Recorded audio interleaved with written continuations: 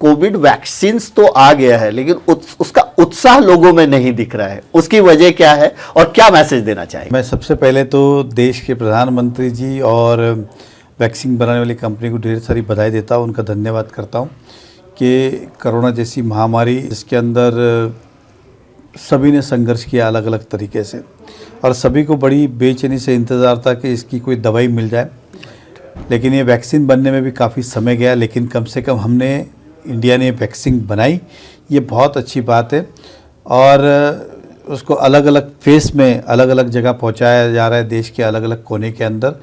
मीरा भाईंदर के अंदर अगर मैं बात करूं तो करीबन 8000 के आसपास वैक्सीन है, जिसके अंदर पहले जो हेल्थ डिपार्टमेंट के काम करने वाले कर्मचारी है, डॉक्टर्स है, जो कि आए दिन इस तरह के केसेस हैंडल करते, वो पहले कम से कम तंदुरुस्त रहे, स्वस्थ रहे, इसलिए उनके लिए ये दवाई वैक्सीन उपलब्ध हो रही है।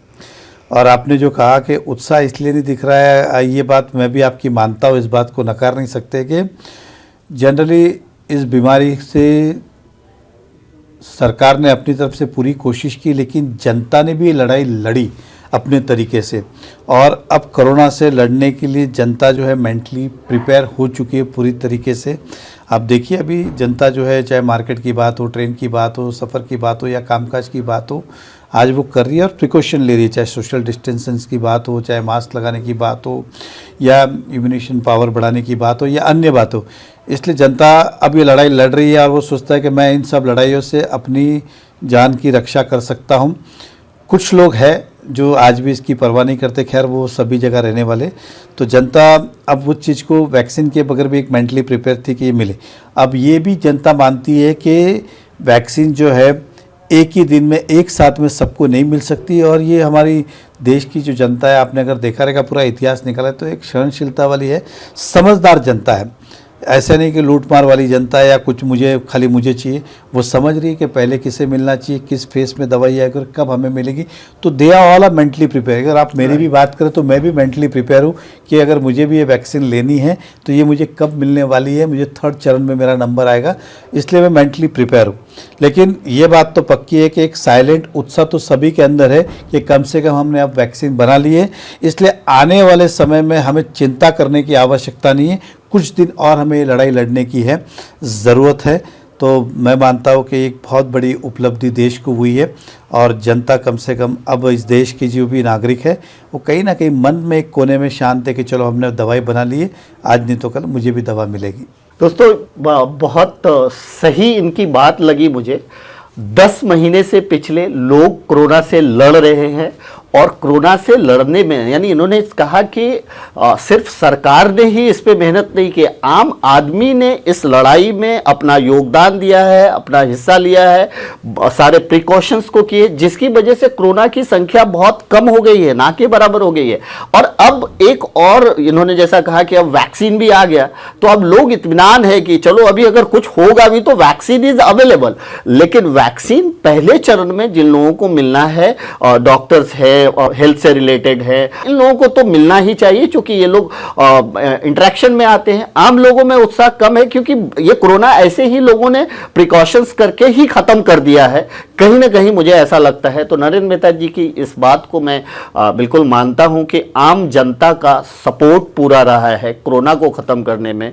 एक सवाल और आपसे मैं करना चाहूंगा नरेंद्र मेहता जी, कोरोना काल में आपने V4U के माध्यम से हर संभव प्रयास किया, जो भी आप कर सके आपने किया जनता के लिए, मीरा भाईंदर की जनता के लिए। लेकिन कुछ ऐसी भी चर्चाएं हैं कि आखिर मीरा भाईंदर के जो एक्स MLA नरेंद्र मेहता जी हैं, उन्होंने राजनीति क्यों, मतलब राजनीति से क्यों संन्यास लिया हुआ है? क्या वो कभी राजनीति में वापस आएंगे, या फिर V4U के ही माध्यम से करते रहेंगे, या फिर वक्त का इंतजार है? कमेंट भी नहीं करूँगा, टिक्का टिप्पणी भी नहीं करूँगा, फिलहाल मैं शांत हूँ। लेकिन हाँ, ये बात सत्य है कि सामाजिक कार्य हो, अगर कोई व्यक्ति मेरे पास आता है तो मैं उसका पूरी कोशिश करता हूँ कि उसका काम करूँ, उसकी जो भी तकलीफ़ हो उसका निवारण करूँ। इसके लिए आज भी लोग मुझे घर पे भी हो, मेरे ऑफिस में मिलने आते हैं, और मैं अपने तरीके से करता हूँ। लेकिन अपनी तरफ से मैं सक्रिय फ़िलहाल नहीं हूँ। अब देखते हैं कब उसका निर्णय क्या होगा, आज मैं उस पर कुछ नहीं कहूँगा। दोस्तों, अगर बात की जाए नरेंद्र मेहता की, तो नरेंद्र मेहता जी के जो अथक प्रयास, कार्यकाल, जो भी कहें मेहनत, उसकी वजह से बीजेपी यहाँ बहुमत में है। आज भी बीजेपी बहुमत में है, बीजेपी के नगर सेवक हैं काफ़ी। और इसमें अगर माना जाए, आप लोगों की राय पूछे और इसमें अगर बात हो कि मीरा भाईंदर में बीजेपी अगर इतनी बहुमत में है तो उसका एकमात्र नाम सामने आता है नरेंद्र मेहता। ये और बात है कि इस बार वो जो है चुन के नहीं आ पाए, लेकिन उन्होंने सेवा भाव रखा है और किसी वजह से, उनका निजी वजह हो सकता है कि पॉलिटिक्स में वो अभी नहीं हैं और अभी इस तरह की बातें वो नहीं कहना चाहते हैं। लेकिन जनता को ये उम्मीद ज़रूर है कि एक न एक दिन नरेंद्र मेहता वापस जो है पॉलिटिक्स में आएंगे और शहर के लिए कुछ बेहतर कर पाएंगे। जैसा मैं आपको अगर थोड़ा एग्जाम्पल दूं तो ये सब कुछ क्योंकि मेरे आंखों की देखी हुई बात है। जैसे अगर मेट्रो ट्रेन की बात हो मीरा भाईंदर में, तो मुझे याद है कि इन्होंने कई बार जो है मुख्यमंत्री से मिल करके और मुलाकात करके, भाग दौड़ करके, उनको बुला करके उस प्रोजेक्ट को मंजूरी दिलाई है, क्योंकि पहले दहिसर तक ही था लेकिन मीरा भाईंदर तक आया। आपने देखा होगा कि जब इनका ये चुनाव हार गए थे तो एक वीडियो वायरल हुआ था कि चुनावी वादा था, मेट्रो जो है अब बंद होने वाला है, मेट्रो लॉलीपॉप दिया गया था, इस तरह की वो न्यूज़ भी मैंने की थी। लेकिन अगर ईमानदारी की बात करूं मैं तो वही मेट्रो प्रोजेक्ट चल रहा है, तेज़ी से चल रहा है, वो कोई चुनावी वादा मुझे नहीं दिखा। इसी तरह से कंक्रीट के रोड के बारे में भी अगर योगदान दिया जाए तो नरेंद्र मेहता का दिया जाए, और बहुत सारे कुछ है जो डेवलपमेंट में इन्होंने काम किया है।